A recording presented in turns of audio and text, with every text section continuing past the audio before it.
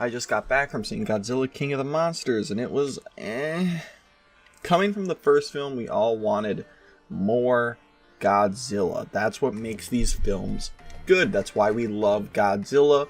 That's why it's a worldwide phenomenon. Godzilla. Everybody knows Godzilla because he beats the piss out of other monsters. The first film focused way too much on the main characters. Didn't care about them. They're paper thin. And guess what this film does? It does pretty much the exact same thing. The only difference is that there is more monster action spliced in between them. Does that make this film better? Absolutely not.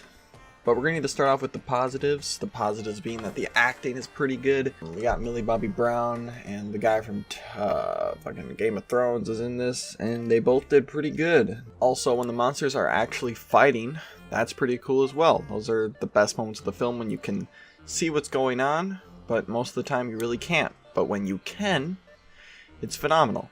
Other than that, there is really no other positives in this film, sorry to say, but now we're going to have to get into some of the negatives of this film, which is pretty much everything else. The characters in this film are even more bare bones than the previous film. They really are paper thin to the point where I don't care literally at all about them. There is nothing about them that I care about in any way.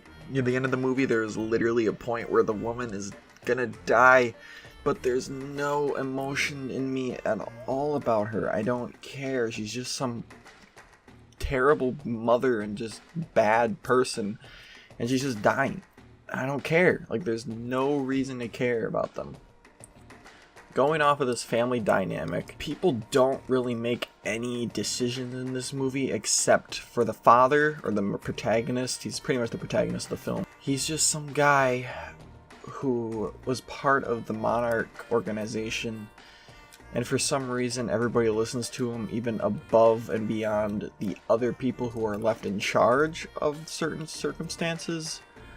But for some reason, whenever he opens up his mouth, he has the perfect idea for every plan. He's just a god amongst men, apparently, because he's always right, and everyone follows him.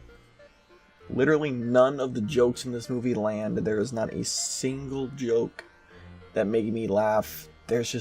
Every joke is just so awkward. I don't know if it's a joke half the time either, because it's just so poorly written. The tropes are through the roof with this movie regarding the safety of the humans. It's just the stereotypical big bad thing's gonna happen to them. It's so close to hitting them, but Godzilla comes and saves them at the last second. It's just this tiresome, done to death thing that I can't stand to watch anymore.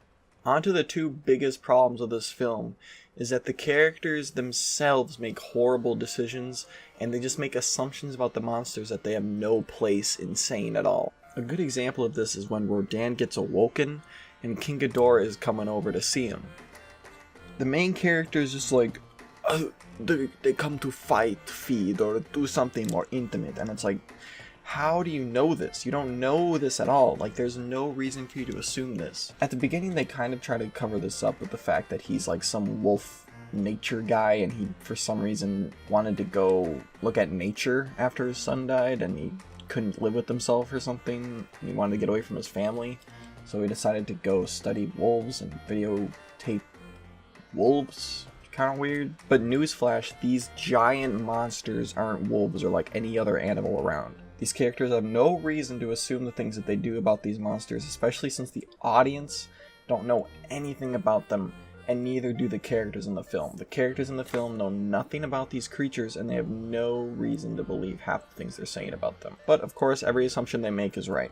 Characters in the film also just make dumb decisions in general. I was just super confused with at the beginning when Mothra's larva is kind of freaking out in the exhibit thing after it gets hatched from its egg, and Millie Bobby Brown decides to want to touch it right after it calmed down, which doesn't make any sense because it was literally moments away from killing your own mother. But you know, you're comfortable enough to touch it, so it's just this peaceful animal now that you can just touch, even though you have no reason to believe that it's a safe thing to touch. But the absolute biggest problem of this film is that it cuts away from the fights all the time. There is not one complete fight in this film.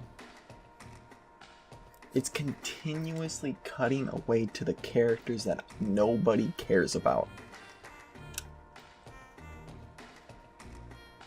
We're seeing this amazing battle unfold, but then it cuts back to the characters every 5 seconds.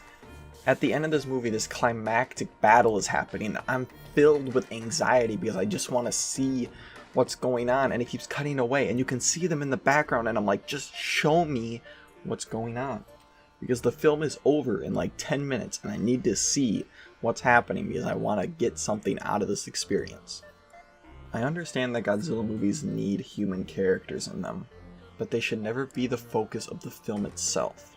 That is the main problem in not only this film, but the previous one. And honestly, the previous one did it better because they didn't cuck us with the fight scenes being there, but continuously cutting away over and over again, so we just get 10-second moments of the fight. At least at the end of that one, we got a full-fledged, just brutal battle where you can see Godzilla at his full potential. It's sad that the biggest battle of the film with King Ghidorah, Mothra, all the classics, Rodan, these classic monster characters are wasted. Overall, I'm very disappointed with Godzilla King of the Monsters, and I'm very nervous with the upcoming Godzilla King Kong movie. I'm gonna have to give this film a 3 out of 10.